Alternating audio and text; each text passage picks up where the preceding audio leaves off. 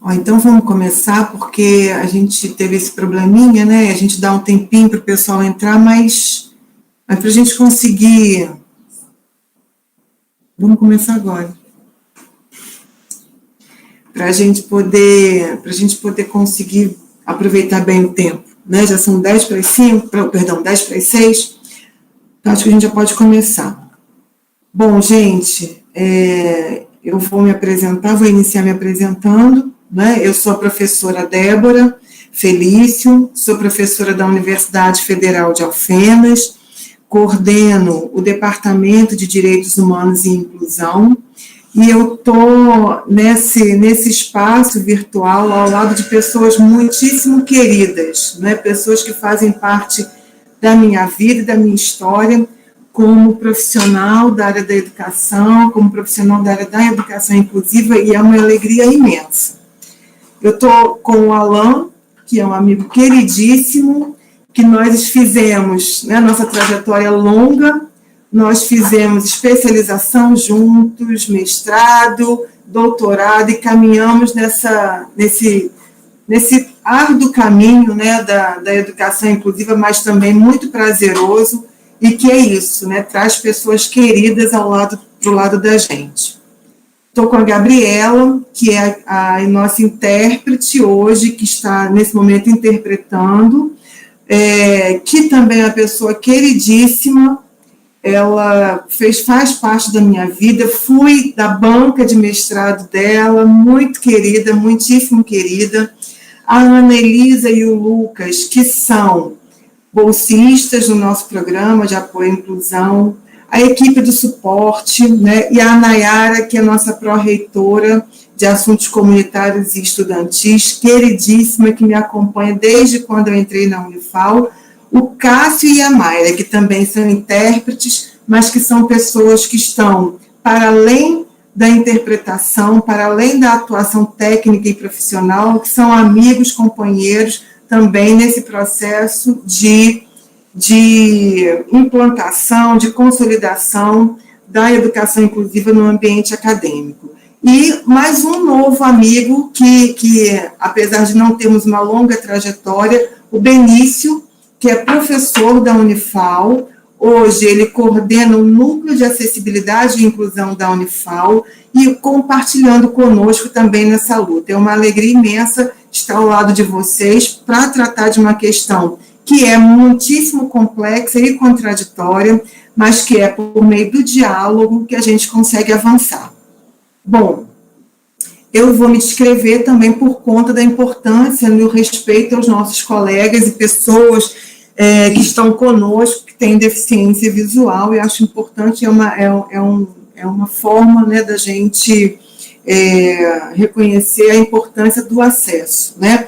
Então, eu sou uma pessoa parda, cabelo crespo na altura dos ombros, estou usando óculos de armação preta, estou usando uma blusa da cor bege, e é isso, né? Eu acho que isso me caracteriza no momento, né? À medida em que a gente for... Estou com um cordão, agora que eu lembrei que eu estou com um cordão belíssimo, que eu acho muito bonito, e ele é uma bola, um círculo, branco e marrom.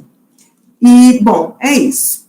E aproveitando, né, que eu estou falando da presença de pessoas com deficiência nesse encontro, eu acho importante também registrar isso, né, a presença das pessoas com deficiência, de pais, de mães, de profissionais de educação, de membros de conselhos, gestores da educação, professores, quer dizer, a busca, né, a procura pela participação nesse encontro, para mim, é um indicador importante, né? A importância da gente ter um espaço de diálogo sobre essa temática. E aí, eu tenho que agradecer imensamente a oportunidade de ter com vocês esse espaço de diálogo, né? A importância da gente compartilhar as nossas experiências, as nossas concepções, o que pensamos a respeito de tudo isso, num diálogo que seja ético, respeitoso, né?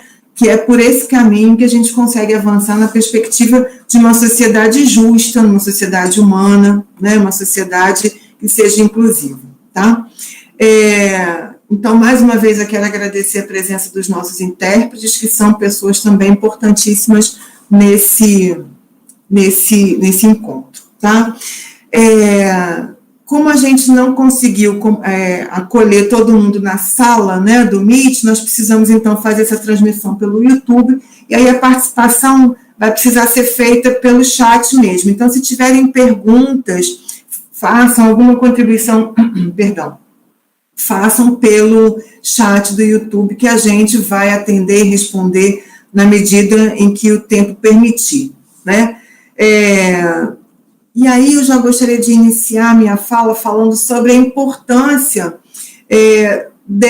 dessa política no sentido de trazer à tona reflexões importantes sobre a educação de pessoas com deficiência. Eu digo isso pelo seguinte, né? Eu entendo a importância da Política Nacional de Educação Especial na perspectiva da educação inclusiva, de 2008, entendo todo o marco histórico que essa política gerou, né? Mas, por outro lado, também entendo a importância da gente rever. Acho bacana a gente poder pensar em reler esse documento e rever, né?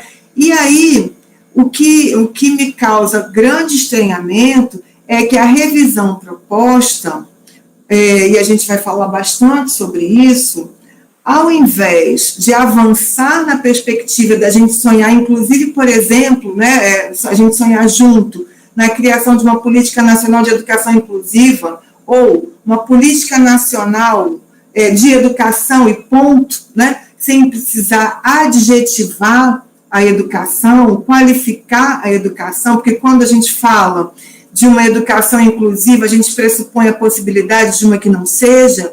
Quando a gente fala de uma educação de qualidade, a gente abre precedente para a permanência e a existência de uma que não tenha qualidade. Então, a gente vislumbra, né? Talvez eu não consiga viver para ver isso, mas eu vislumbro com a possibilidade de um dia ter uma educação que não exija esse tipo de adjetivação, né? E aí, falando nisso, eu acho importante a gente resgatar muito brevemente o caminho percorrido por essa educação, né, que hoje a gente ainda precisa adjetivar como uma educação inclusiva.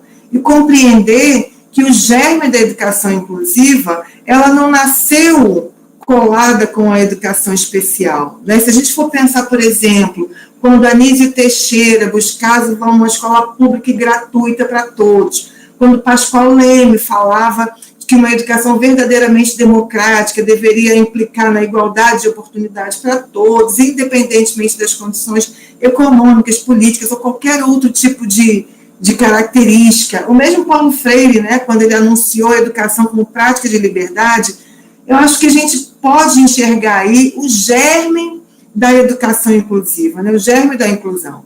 Então, nesse sentido, eu gostaria de marcar um posicionamento que não é só meu, né, mas também não é de todos, claro, né? A gente tem concepções diversas em relação a essa temática. E aí o posicionamento é o seguinte: eu entendo que a educação inclusiva, ela não se destina apenas a pessoas com deficiência. Ela incorpora pessoas com deficiência, mas ela não se resume a esse segmento da população. Na verdade, nesse meu posicionamento, como eu disse, que é compartilhado por outras pessoas, né? A educação inclusiva é, na verdade, uma formação para todo mundo, né? Uma formação que contribua, né, para que a gente consiga ser um pouco mais resistente à violência, né? A violência precisa ser reconhecida tanto na gente mesmo quanto nos outros. E a educação inclusiva, ela pode ter essa importância no cenário educacional. Por quê? A violência, né, ela pode ser, ela é camaleônica, né, a gente pode dizer assim, e ela pode aparecer de diversas formas, seja na exclusão mais objetiva, até nos discursos palatáveis, transvestidos de boas intenções. Então, a educação inclusiva, formar pessoas resistentes a esse tipo de violência, é fundamental, inclusive, para a gente conseguir compreender quando essa violência vem de uma forma tão sutil, inclusive com textos cheios de boas intenções. Então, nessa perspectiva, tem vários autores, eu gosto muito de Mel Eisner, porque ele vai dizer isso, a educação inclusiva é para todos, não é para todo mundo.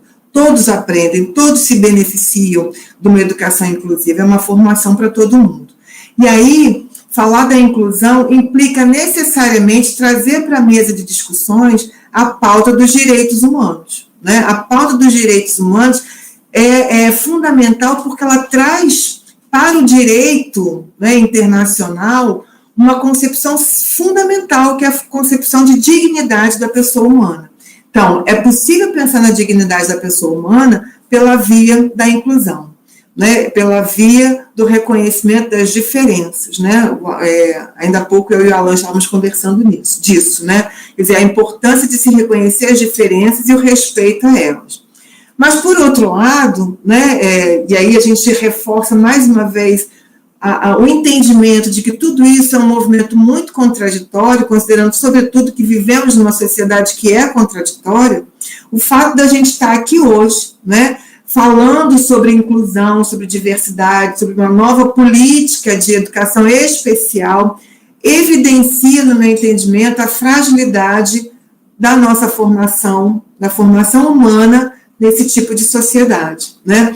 Então, essa vida digna, que é o cerne da Declaração Universal dos Direitos Humanos, ela ainda não se concretizou e por isso temos que estar aqui, né? Esse espaço de diálogo ainda precisa acontecer. Então, o que isso tudo tem a ver, né, com essa política de educação especial, hoje considerada nova, né, que ela se anuncia como atualizando a política de 2008. Primeiro, eu acho importante destacar que a política pública ela é uma arena de disputas, né? Então, não é um processo, o processo histórico ele não é linear, né? Que a gente vai avançando. Na verdade, o movimento da educação ele é muito ondulatório, né? Em alguns momentos avançamos, em outros momentos regredimos. Então, pensar, né, nas políticas de educação especial implica reconhecer esse movimento, né? Em alguns momentos, a gente teve pautas de governos que foram bastante progressistas e outras nem tanto, né? Então, fazendo essa revisão histórica, a gente consegue perceber que, em se tratando de pessoas com deficiência, os movimentos mais conservadores tendem a pensar numa perspectiva mais assistencialista, né? Justificando isso, né, os espaços segregados, como a melhor forma de atender, de disponibilizar recursos e serviços, etc., para esse segmento da população. Ao passo que governos com pautas mais progressistas tendem a aderir por propostas mais inclusivas, que reconheçam as diferenças, né, que se pautem pela diversidade. Eu queria fazer um destaque, né, que a gente tende a falar, né, desse movimento que ele é gradativamente conquistado pela inclusão, né, o movimento da inclusão que é gradativamente conquistado, mas eu acho importante destacar, reconhecer que na década de 1960, a Lei de Diretrizes e Bases, a Lei 4.024, essa de 61, ela já afirmava, eu vou ler entre aspas o texto, que eu acho super importante, né? A educação de excepcionais deve, no que for possível, enquadrar-se no sistema geral de educação, a fim de integrá-los na comunidade. Gente, isso é de 61, né? A gente não tem que se prender nos termos que já foram superados, tá? Excepcionais, acho que a gente não tem que se prender a isso, mas pensem, né, no quão progressista é esse documento em se tratando das pessoas com deficiência. Se fala na integração desse segmento da população no sistema geral de educação. O que vem depois, né? A gente está falando de 1961, o que vem depois, né? A gente não teve desdobramento desse documento. O que a gente vai ter pautas mais assistencialistas, né? A pauta da integração desse segmento da população no sistema geral de ensino, ele dá uma adormecida. E aí, na década de 1970, cria-se o Centro Nacional de Educação Especial, né, que se inicia, então, o Estado, né, assume a responsabilidade para si, para o atendimento desse segmento. E aí eu também faço questão de ler o que diz a Lei 5692, que é de 71.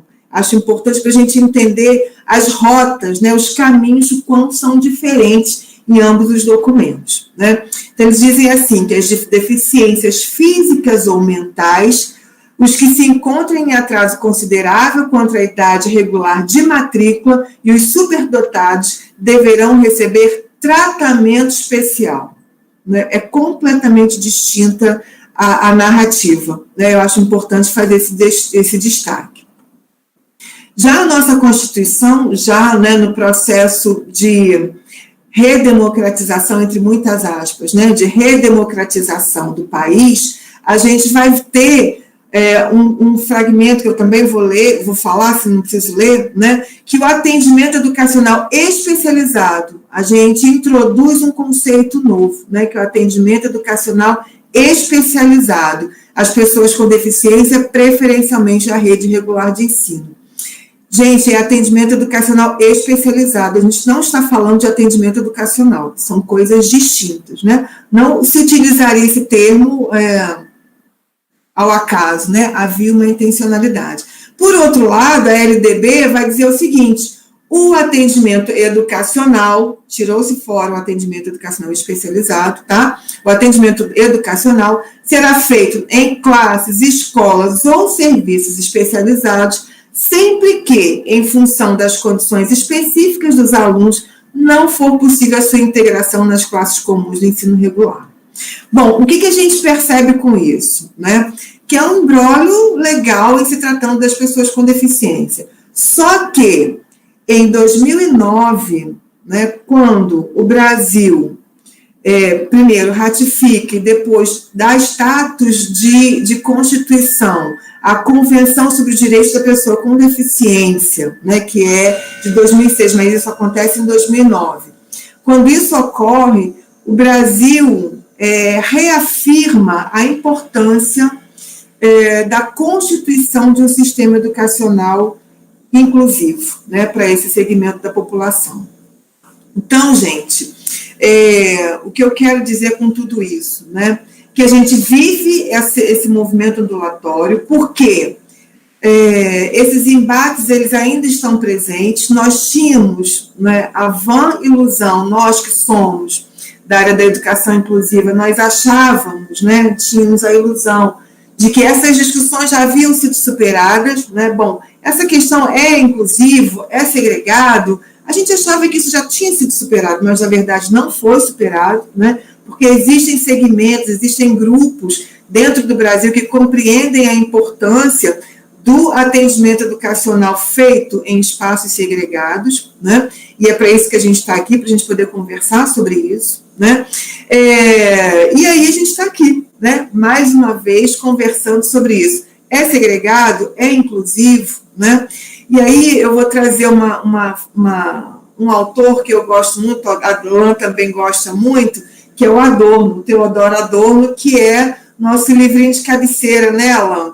Que ele vai dizer o seguinte, que o que permitiu que Auschwitz acontecesse ainda está presente em nós, né? E a nossa educação não foi capaz de impedir que ela se repetisse, né? A gente não está vivendo Auschwitz, né, na sua forma mais violenta, mas, como eu disse, a violência ela é camaleônica, né? Ela pode se apresentar de diversas formas, inclusive com discursos palatáveis e bem intencionados. Então, é importante a gente poder ter o espaço para pensar e refletir sobre o que essa política representa para nós, para a pessoa com deficiência, né? E eu acho fundamental a gente poder fazer isso. E aí eu também acho importante resgatar toda essa trajetória, né? Nós, para estarmos aqui hoje, pessoas abriram nosso caminho, né? Pessoas lutaram e sofreram todo tipo de violência, todo tipo de desqualificação, para que nós pudéssemos hoje ter esse espaço de diálogo para poder falar sobre a importância de estarmos estudando, aprendendo e conhecendo juntos e juntas, né? Então, também em respeito a essas pessoas que algumas pessoas chamam de velha guarda, né, da educação inclusiva, da educação especial. Então, essas pessoas abriram nossos caminhos, né? A gente deve isso a elas, né? Então, com todo respeito a elas, nós estamos aqui e nos inspiramos nela, né, para dar sequência e para dizer que nós não compactuamos com esse tipo de ação, de alternativa, de caminho para a educação de pessoas com deficiência. Bom, só queria fazer mais uma consideração que eu acho importante, que essa política, ela não nasceu agora, né? Ela vem sendo gestada desde 2018. Não sei se vocês acompanharam, mas em 2018, no iníciozinho de 2018, nós ficamos sabendo dessa atualização, né, da Política Nacional de Educação Especial pelas redes sociais, e nesse momento circulou, né, entre todos os segmentos, profissionais, escolas, instituições e tal, uma apresentação em PowerPoint falando da importância de atualização desse documento. Isso foi início de 2018, né? Alguns encontros se sucederam, né, com a participação de alguns segmentos da população. Há quem diga que a coisa não foi tão aberta, né, tão pública, não foi tão publicizada assim, mas o fato é que em 2018 houve toda essa movimentação, né? E aí, no apagar das luzes, né, de 2018, acho que essa conversa caiu um pouco caiu no esquecimento, caiu no silêncio absoluto, né? E o que vem depois foi exatamente o fim da CECADI com o governo que aí está hoje, né? Faltou falar, que acho que é importante, né, para a gente reconhecer, né, todo o percurso da elaboração desse projeto, que houve a abertura, né, como é que se fala? Abriu-se para o debate através de consultas públicas, né, e algumas pessoas participaram, então algumas instituições participaram, acho importante destacar isso, e essa consulta, ela foi até o dia 23 de novembro de 2018, e aí a Universidade de Alagoas, se não me engano, tomou, então, a responsabilidade de produzir esse documento. É o que a gente tem de conhecimento, pelo menos eu tenho de conhecimento até 2019.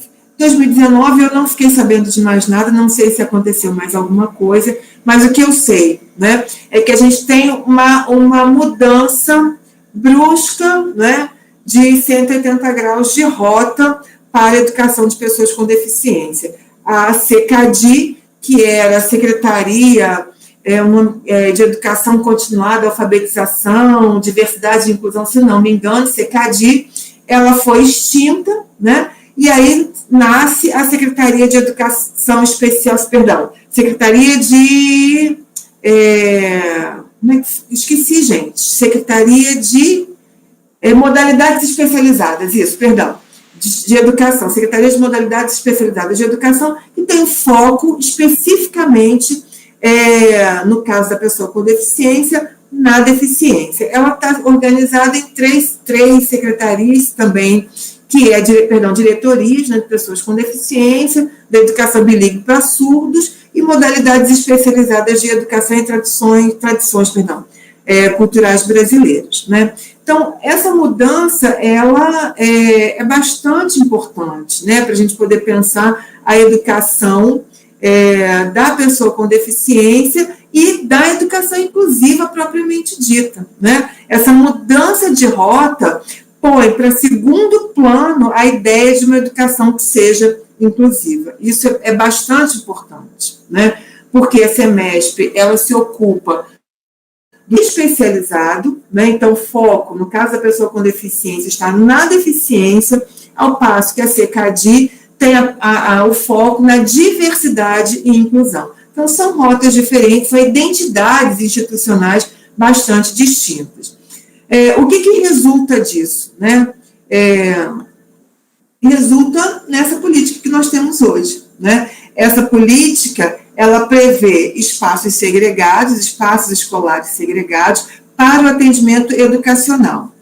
é importante lembrar que a política de 2008, ela também prevê centros integrados de atendimento educacional especializado, ela também prevê escolas especializadas, mas com atendimento educacional especializado, né? Então, o estudante ele está na escola comum, compartilhando de todos os espaços, de todos os conhecimentos, de todas as reflexões, de todos os valores que são construídos coletivamente em sociedade, e naquilo que ele é de demanda, né, específica, ele está na sala de recursos, ele está no centro de atendimento educacional especializado, né, ele está em outros espaços. O atendimento, ele não substitui, isso é muito importante da política de 2008, que a educação especial como modalidade, ela se diferencia do atendimento comum, da escolarização comum, mas ela não deve substituir. Nessa política isso ocorre, né? Isso é previsto, isso é possível de ocorrer. Então, a modalidade de educação especial, aí sim, para além do atendimento, da complementação, para além do apoio, para além do atendimento educacional especializado, ela também pode substituir o atendimento escolar comum.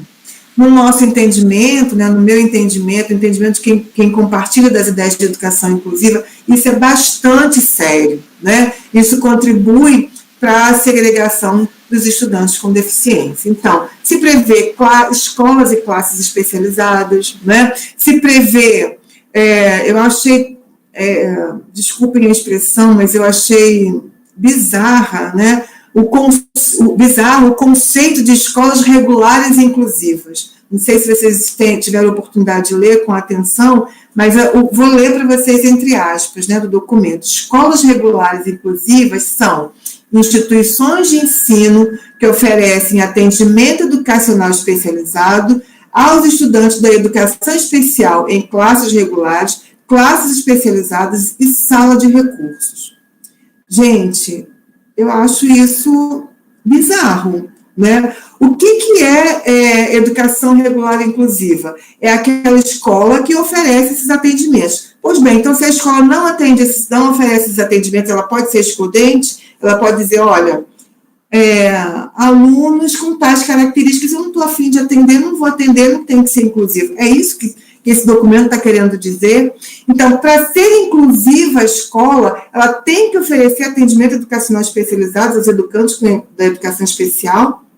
Né? Então, eu acho que é uma problematização importante de a gente fazer, está na contramão de tudo que a gente tem tentado, né, construir ao longo de todos esses anos. Falo por mim de 20 anos para cá, mas uma turma, né, imensa, né, como eu falei, da velha guarda, que vem tentando consolidar uma outra ideia de escola inclusiva, né, uma outra concepção de escola inclusiva. Então, acho isso muito grave, né, porque isso abre precedente para as escolas se constituírem como espaços de segregação e de exclusão, né? Ao mesmo tempo que a gente vai ter escolas segregadas, escolas especiais ou classes especiais, sob a alegação de que nesses espaços os estudantes terão, aí eu vou ler também, tá, gente, para vocês entenderem a gravidade da coisa, eles terão acessibilidade arquitetônica, equipamentos, mobiliário, projeto pedagógico, material didático, planejados com vistas ao atendimento das especificidades desse público, né? Então, isso vai estar nas classes especiais e também nas escolas especiais, que também serão planejados com esse objetivo. Ou seja, o que está posto aí? Que as classes que não sejam especiais, elas não precisam oferecer acessibilidade, elas não precisam oferecer equipamentos, mobiliários, projetos pedagógicos que atendam as especificidades desses estudantes. Enfim, se estabelece, né, legitima-se, né, a cisão entre escolas e escolas regulares inclusivas e, né, escolas segregadas. Então, existem aquelas escolas que podem fazer o que quiserem, existem as escolas regulares inclusivas, né, que são aquelas que recebem alunos com deficiência, para o atendimento educacional especializado em classes e em classes especiais e salas de recurso, e existem as escolas segregadas ou classes segregadas, né? Ou especiais, melhor dizendo, usando o termo que eles utilizam. Gente, isso é da maior gravidade, né? A gente tem que pensar muito sobre isso e quais os resultados, quais os impactos disso para a educação, não só das pessoas com deficiência, né? Que tipo de representação simbólica a gente está construindo ao afirmar que o espaço da pessoa com deficiência não é na escola comum. Ele será melhor atendido se ele estiver numa escola especial, se ele estiver numa classe especial. Por um lado, a gente desresponsabiliza a escola comum, e, por outro, a gente constrói no imaginário coletivo, né, dessa sociedade, nas representações dessa sociedade, que pessoas com deficiência, elas não são capazes, competentes, né, para estarem e compartilharem num espaço comum onde pessoas que não têm deficiência estão. Eu acho isso da maior gravidade.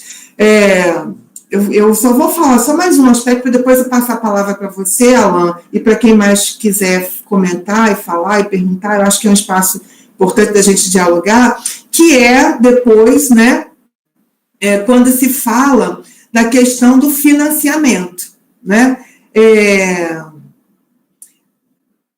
Eu acho que é no artigo, não estou lembrando agora, mas me parece que é no 14, 13, 14, por aí fala-se do financiamento, né? Então, dessa modalidade de educação especial proposta pela política de educação especial. E aí, gente, é complexo demais, porque afirma-se que o governo federal vai empreender esforços no sentido, né, de garantir o financiamento desse tipo de educação. As instituições, elas não são obrigadas a aderir, né, no documento fica claro isso, mas, por outro lado, não há, o financiamento, então, fica previsto para esse segmento, né, para quem aderir a essa proposta, que é também uma questão bastante grave. Eu reconheço que a gente fica muito refém, né, exatamente porque a gente precisa de recursos para funcionar nas escolas, e a gente fica um pouco refém por conta dessa questão. Eu vou ler, tá, para vocês, no 14 mesmo, artigo 14, diz o seguinte, que para fins de implementação da Política Nacional de Educação Especial, equitativa, inclusive com aprendizado ao longo da vida, a União poderá prestar aos entes federados apoio técnico e assistência financeira na forma a ser definida em instrumento específico, né?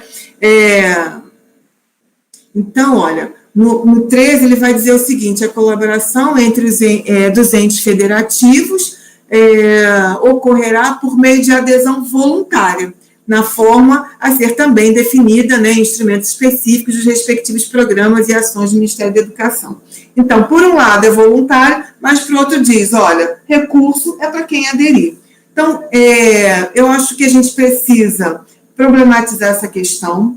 Eu não sei no que isso vai dar, né, mas pelo menos conhecer, né, saber do que está posto nesse documento e das armadilhas que estão nele, né, que existem nele, é importante para a gente poder pensar em passos futuros, em ações futuras. Tá? Eu queria, antes de passar a palavra para o Alan, dizer o seguinte, a educação especial, na sua modalidade segregada, existe no Brasil desde 1800, com o IBC, com o INS, né, 1854, não é? Então, desde a segunda metade de 1800, a gente tem essa modalidade de educação escolar. O que eu percebo, né, o que não é muito, gente, mas também não é pouco, né, que, estando no ensino superior, sendo professora universitária, o que eu percebo é que o avanço que a gente teve, né, para que pessoas com deficiência alcançassem os níveis mais elevados de ensino, a partir da política de 2008 e a partir de todo o movimento que é feito, né, desde a Declaração de Salamanca de 1994 e tudo que a gente vem aos poucos, né, e com muita luta e com muita dificuldade avançando, é expressivo, né? Esse ganho ele é expressivo. Hoje, na universidade pública, na universidade brasileira, não apenas a pública, mas também as privadas, a gente tem em torno de 1%, né? Por isso que eu digo não é muito, mas também não é pouco, né? A gente tem em torno de 1% de universitários com deficiência. Entretanto, de 2004 até hoje, esse avanço é de, não sei se 500%, né? Porque nós temos de nada para um número expressivo. No caso da Universidade de Alfenas, nós temos de nenhum estudante para 100 estudantes. Então, num espaço, né, de 10 anos, né, de 2010 a 2020 hoje. Hoje, imagino que a gente tenha mais de 100 estudantes, porque com o ingresso agora 2022, esse número deve ter aumentado, né? Mas até o início desse ano, nós tínhamos 100 estudantes com deficiência, saímos de nada para 100 estudantes. Então, isso, para mim, é um indicativo importante. É muito complexo isso, né? Isso é muito contraditório. Eu sei, como eu disse, é muito, mas também é pouco, porque a gente quer mais do que isso, né? A gente quer condições de permanência desses estudantes na universidade, a gente quer que esses estudantes concluam seus cursos de se desenvolvendo no máximo das suas potencialidades, a gente quer tudo isso, a gente sabe que a gente ainda tem um longo caminho para percorrer no campo da educação inclusiva, mas a alternativa de retroceder para classes especiais e escolas especiais, isso me preocupa enormemente. No meu entendimento, não é a alternativa. A alternativa é pensar, bom, se não está bom desse jeito, o que a gente precisa fazer para melhorar a educação inclusiva no respeito da dignidade da pessoa humana, estando no convívio, né, comum, né, do espaço da escola comum. Bom, tem muita coisa para falar, se deixar eu vou embora até 10 da noite. Alan, passo a palavra para você. Gente, muito obrigada e a gente vai conversando mais. Ô, Débora, boa noite a todos e todas e todos que me ouvem. Agradecer o convite da Débora e já agradeço a Maíra, que nesse momento está fazendo a tradução e interpretação, por essa oportunidade de tornar, né, acessível a diferentes interlocutores esse espaço dialógico. Eu vou me apresentar e me audiodescrever. Então, eu sou Alan Damasceno, professor do Instituto de Educação da Universidade Federal Rural do Rio de Janeiro, a UFRRJ, onde lá coordeno um laboratório denominado Laboratório de Estudos e Pesquisas em Educação, Diversidade e Inclusão, o LEPED, que eu convido a todos e todas e todos que acessem nossas mídias sociais, nosso site, porque temos muitos materiais produzidos que podem contribuir, imagino, para esse debate. Bom, me audiodescrevendo, eu sou um homem branco, a minha imagem aqui aparece pequenininha, então me dei um desconto, porque aqui nessa configuração do Google Meet ele aparece muito pequeno, mas eu sou um homem branco, de cabelo castanho escuro, barba cerrada preta, olhos castanhos claros, mas não aparece aqui, parece escuro. Eu uso um óculos de formato quadrangular, ele tem armação preta, eu estou vestindo uma blusa azul escura, e me encontro no ambiente do meu escritório, aqui em casa. Ao fundo nós identificamos uma parede branca, numa das extremidades, no meu caso aqui, para vocês, à esquerda, para minha direita, tem algumas almofadas de tons de preto, cinza e branco, e a pontinha de um quadro aqui do meu lado direito superior, que para vocês deve ser o esquerdo, apontando, né, a existência de um quadro aqui nesse ambiente.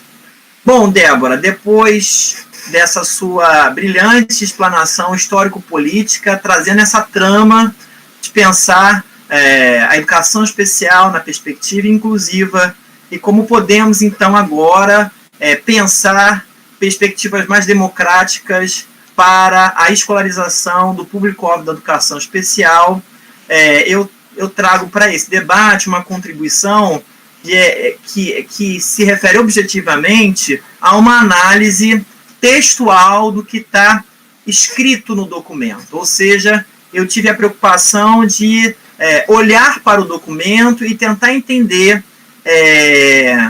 as suas inconsistências, tanto do ponto de vista político-legal, histórico, na verdade, as possíveis inconsistências, né? Que ao longo da minha análise elas se revelam. Então, já afirmei a priori que existem inconsistências.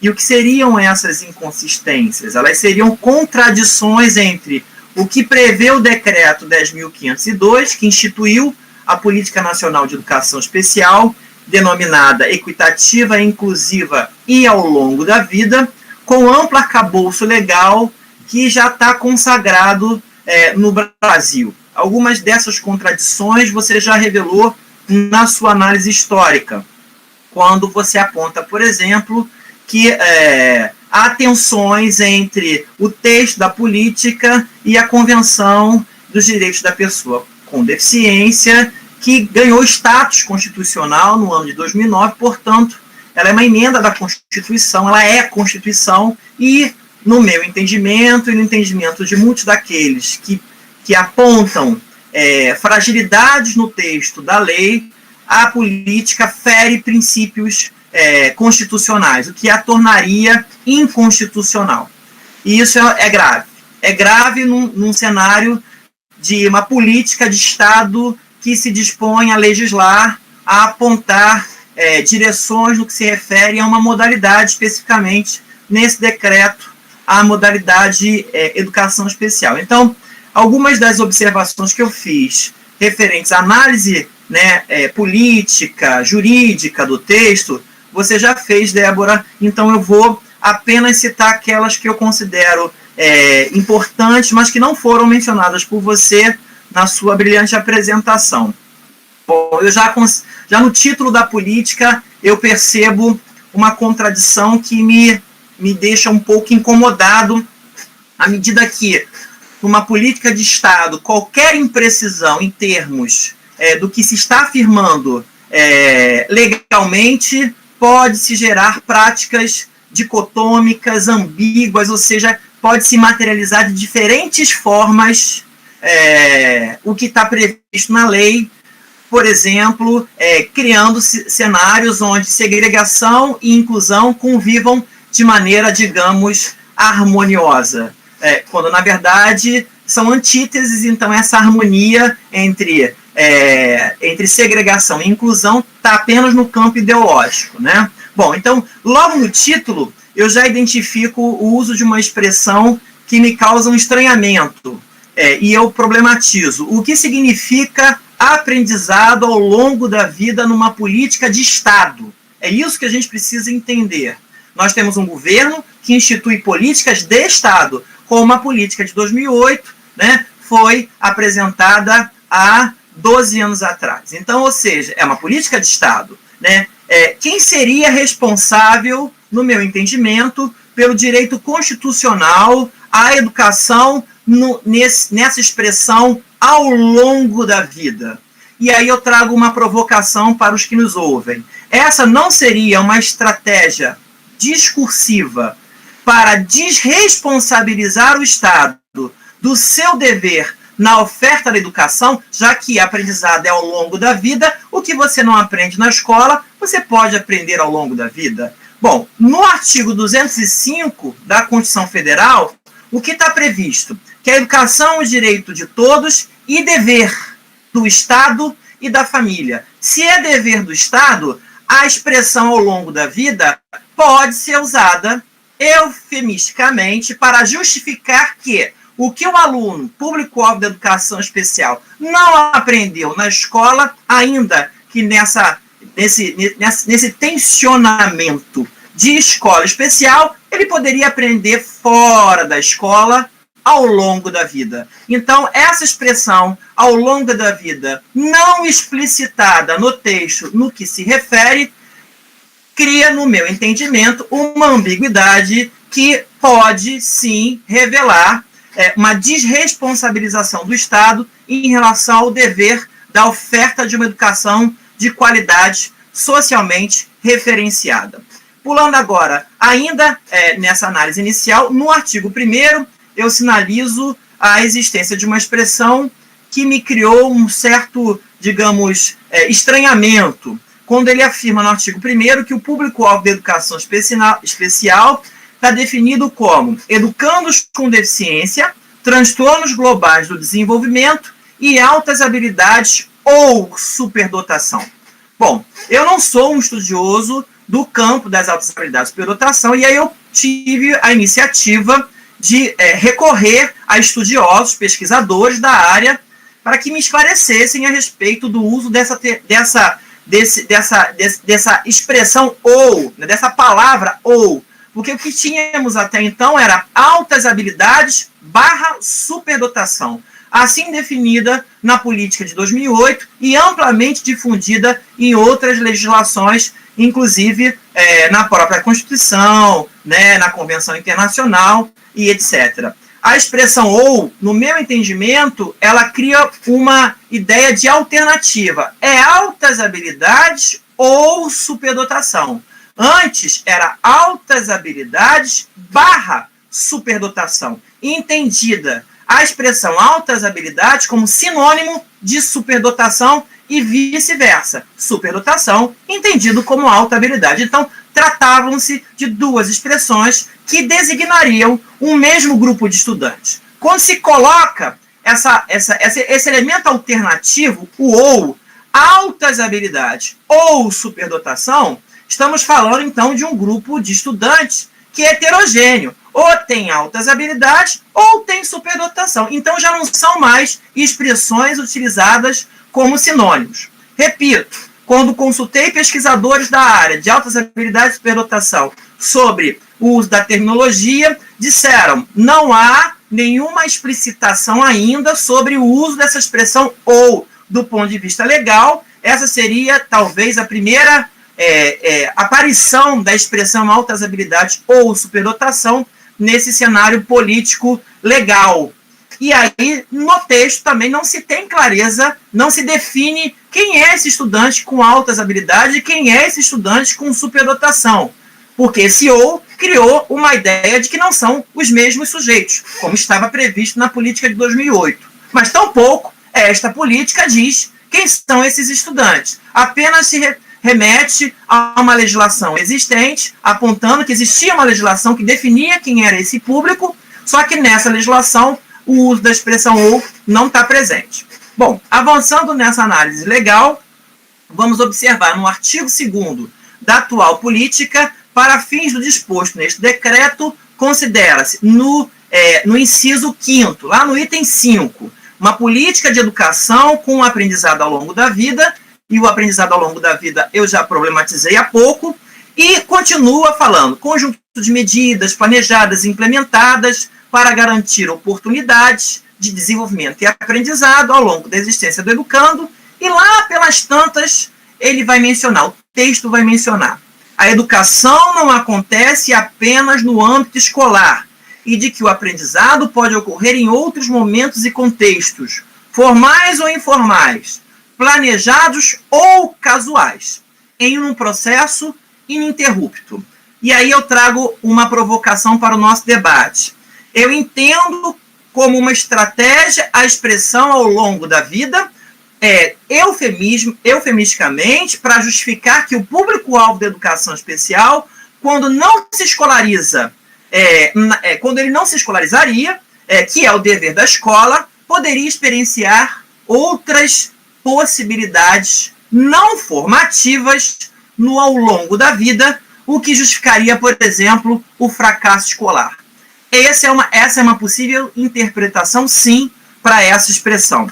No inciso 6º, logo após o 5º, nós observamos, ainda no artigo 2º, a presença de escolas especializadas, que aqui definidas são instituições de ensino planejadas para o atendimento educacional aos educandos da educação especial que não se beneficiam em seu desenvolvimento quando incluídos em escolas regulares inclusivas. E aí continua. Bom, e eu quero problematizar essa construção. Não se beneficiam em seu desenvolvimento quando incluídos em escolas regulares inclusivas.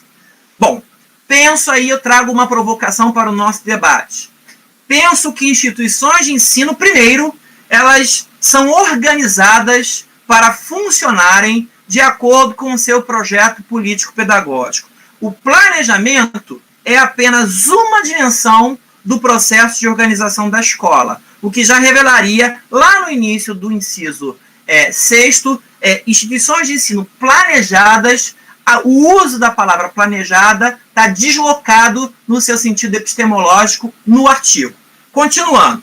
Em se tratando de escolas especializadas, o uso da terminologia atendimento educacional gera uma ambiguidade com a expressão até então amplamente difundida, que era o atendimento educacional especializado, a partir da Política Nacional de Educação Especial, na perspectiva da educação inclusiva, a política de 2008.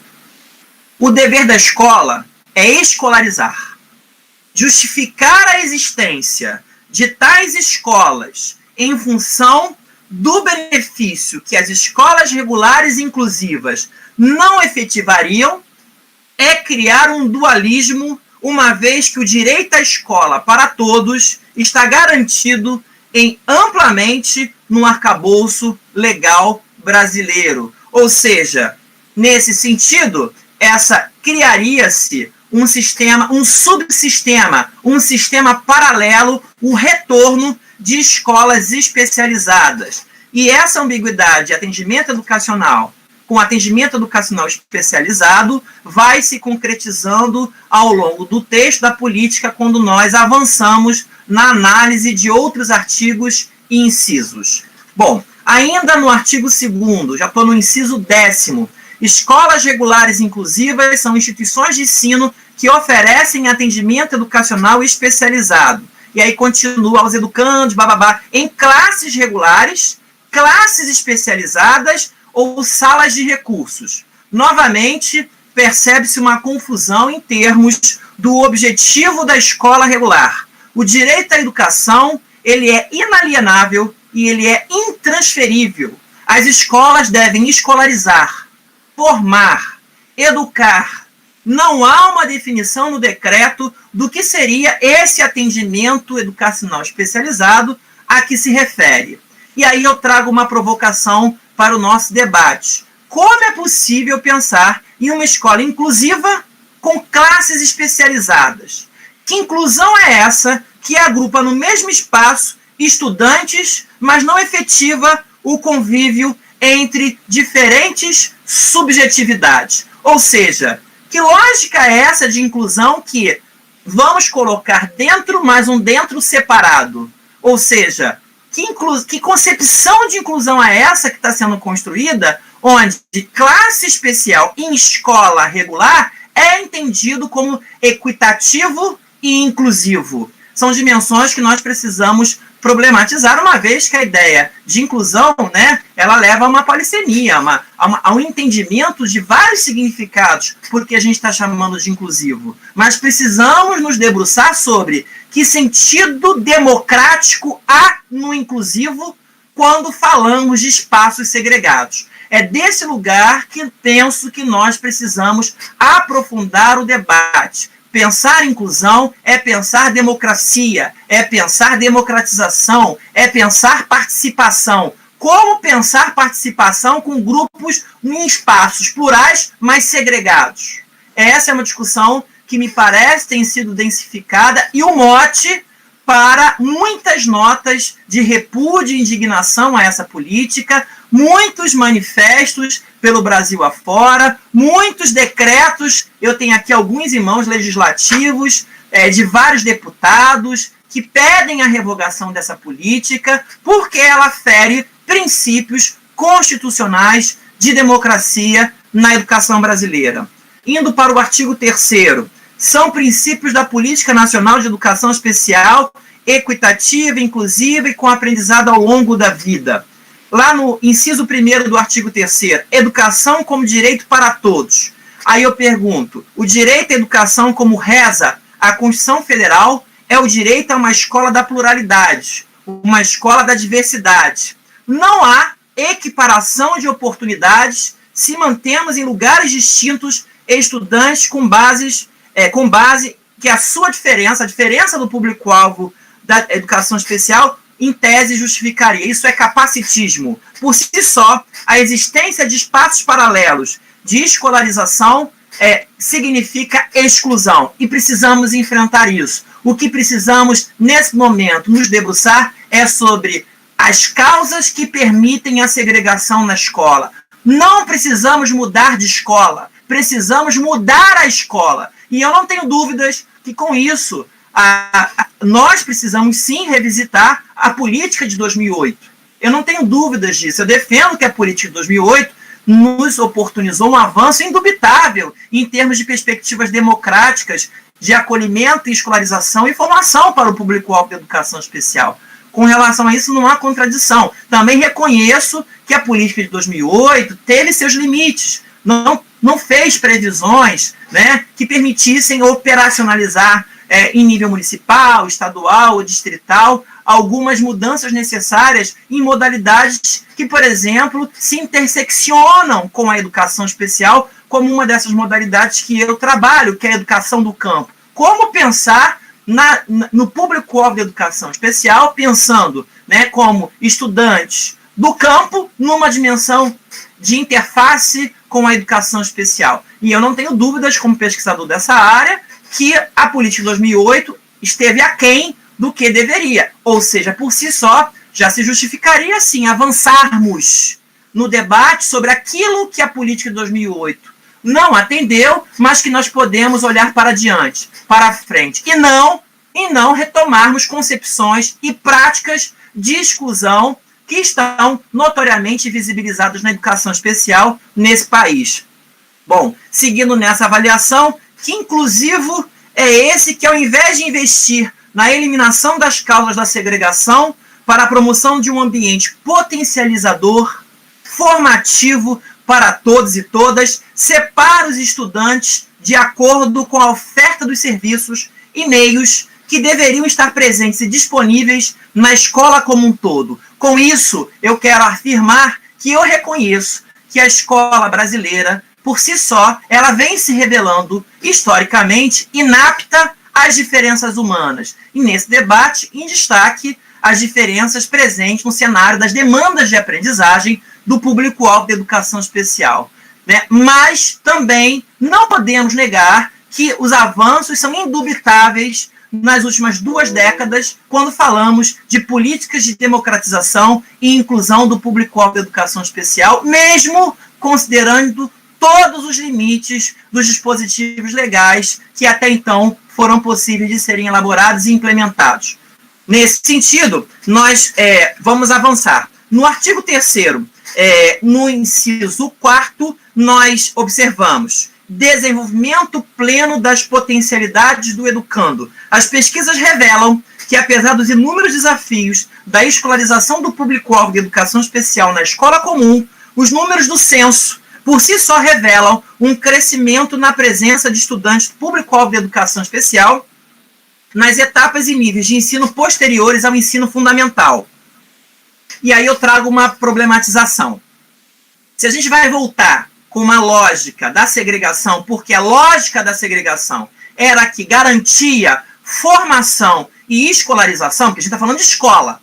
Estou falando de escola, não estou falando de atendimento clínico, médico e terapêutico, embora eu não os negue como necessários para a potencialização da aprendizagem. Mas eu estou falando da escola, então eu estou falando de formação, né, de formação humana, de escolarização, né, do reconhecimento da potência da escola como espaço de socialização do conhecimento humano. É desse lugar que eu estou falando. Então, bom, aí eu trago a seguinte provocação para o nosso debate. Se a escola especial ela é tão boa, por que nós não observamos tal fenômeno nas décadas que antecederam a política de inclusão no Brasil? Ou seja, como a professora Débora inicialmente trouxe, porque agora, na última década, ou mais ou menos uma década e meia, nós observamos que estudantes público-alvo de educação especial chegam, de fato, ao ensino superior, porque passaram por todo o processo de escolarização,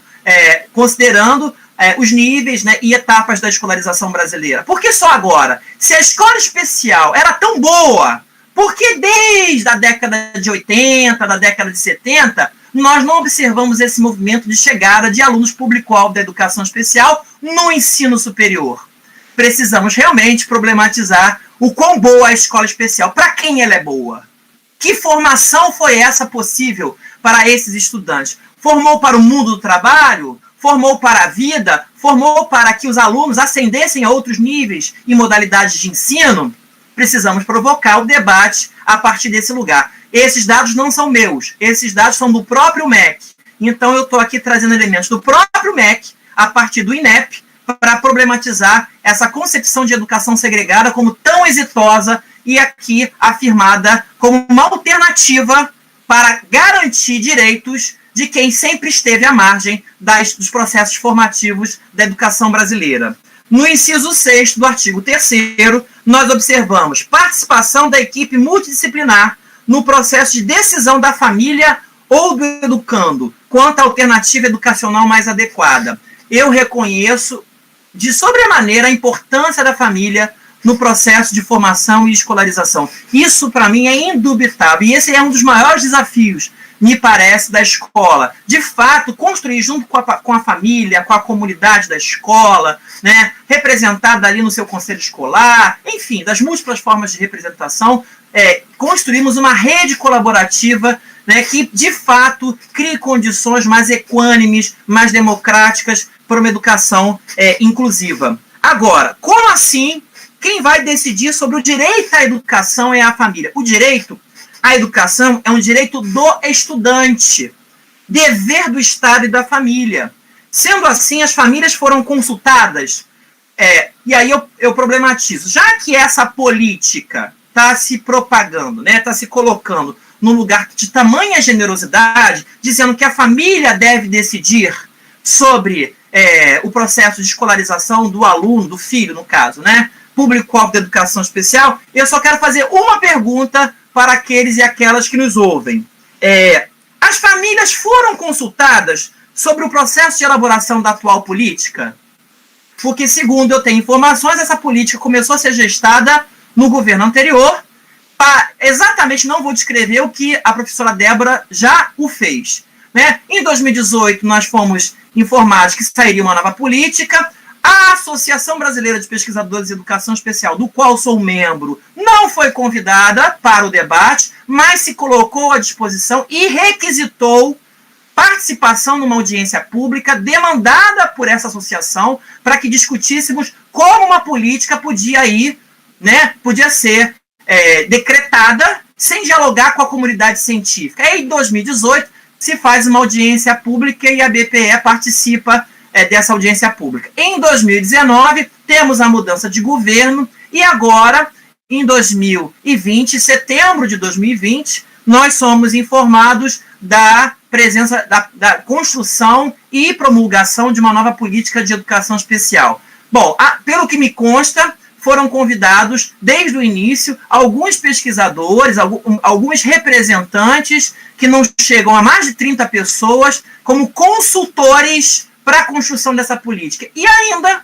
que essa política tenha sido colocada para debate público, através de consulta pública via site do MEC, apenas 15 dias foram dados para contribuir. Eu fiz isso, eu mapeei isso. 15 dias foram dados para a construção, né, para a colaboração da sociedade em relação a um texto que a gente sequer sabemos como essas contribuições feitas pela sociedade civil foram integradas ao texto da política que ora se apresenta. Aí eu digo para vocês, ainda que tenha sido um conjunto de não mais que 30 pessoas, num país que tem alguns milhões de habitantes, eu pergunto a vocês, como acreditar que as famílias irão de fato participar deste processo? E aí eu incluo todas as dificuldades de compreensão dessas famílias sobre o que é inclusão, porque existe, de fato, esse desafio, se não houve nenhum debate do governo para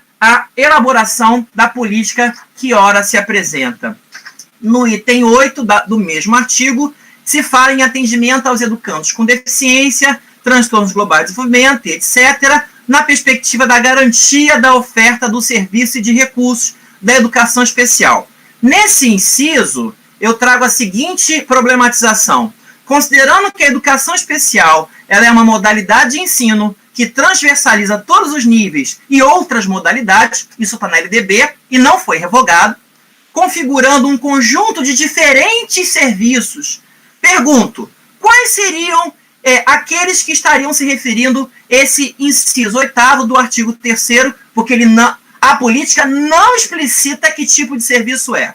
Seria uma retomada da dimensão clínica da educação especial, indubitavelmente observada nas escolas especiais, qual a natureza dos serviços e recursos a que se refere a política atual.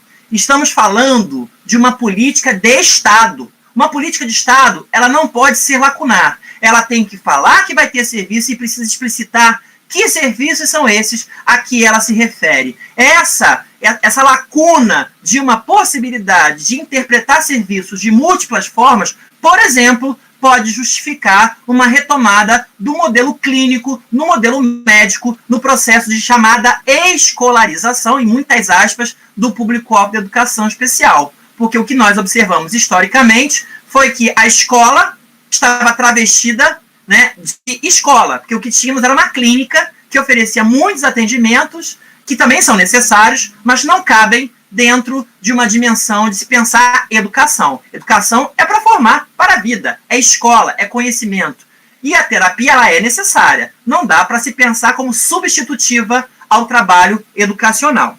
Bom, e aí eu faço muitas outras observações que eu posso compartilhar devido ao adiantamento da hora.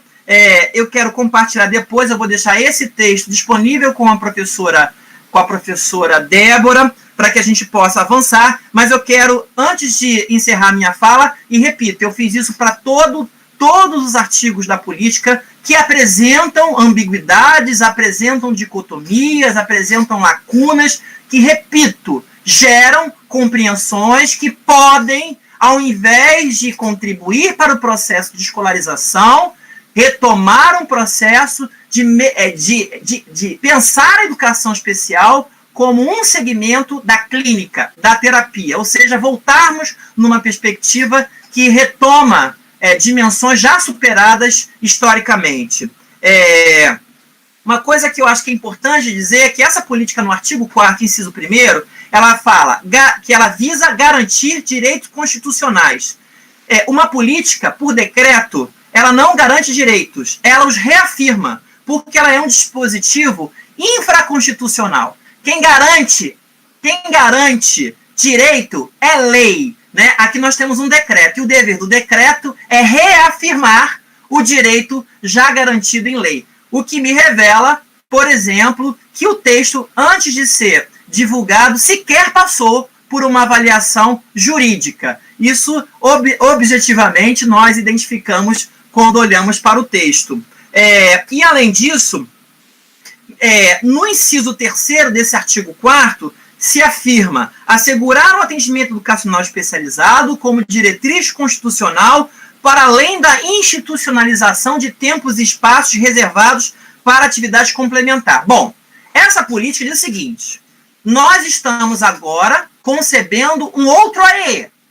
O AEE que tinha na política de 2008 não é mais aquele AEE. Por quê? Porque ele fala para além da institucionalização de tempos e espaços. Ok, está se pensando num novo desenho de atendimento educacional especializado.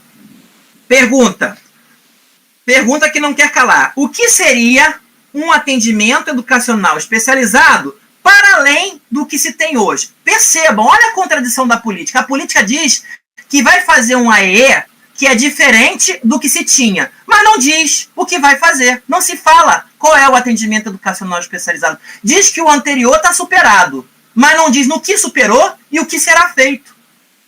Gente, isso é uma política de Estado. Percebam, como é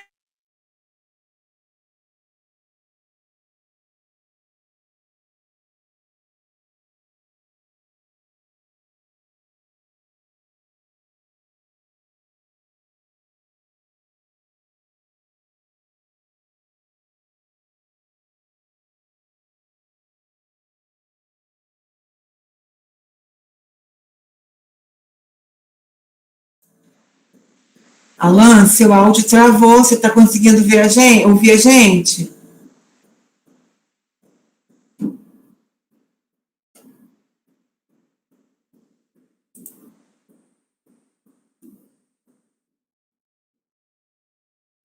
Estava tão empolgado, né?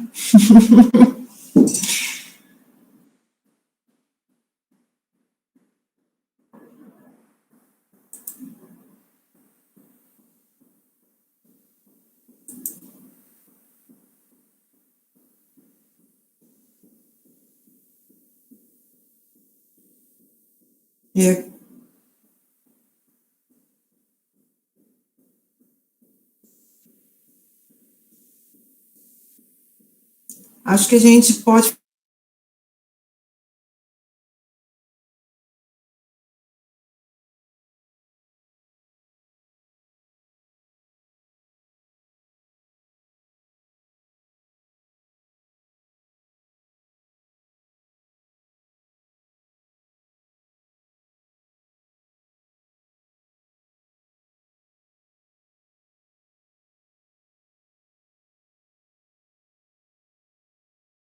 Artigo 7º, inciso 3º, uma observação que eu quero fazer é o seguinte: a definição está lá no texto da política. Definição de critérios de identificação, acolhimento e acompanhamento dos educandos que não se beneficiam das escolas regulares inclusivas. E aí continua. Ora, essa política coloca nas costas da escola a responsabilidade pelo fracasso no processo de escolarização do público-alvo da educação especial, que não foi exitoso na escola regular. Nesse sentido, como fazer inclusão se ainda estamos criando as condições adequadas para a efetivação do processo inclusivo? E aí algumas condições são recursos financeiros, formação de professores, reestruturação do trabalho escolar, entre outras dimensões. O movimento não deveria ser de aumentar os esforços na eliminação das barreiras e obstáculos para a efetivação da inclusão?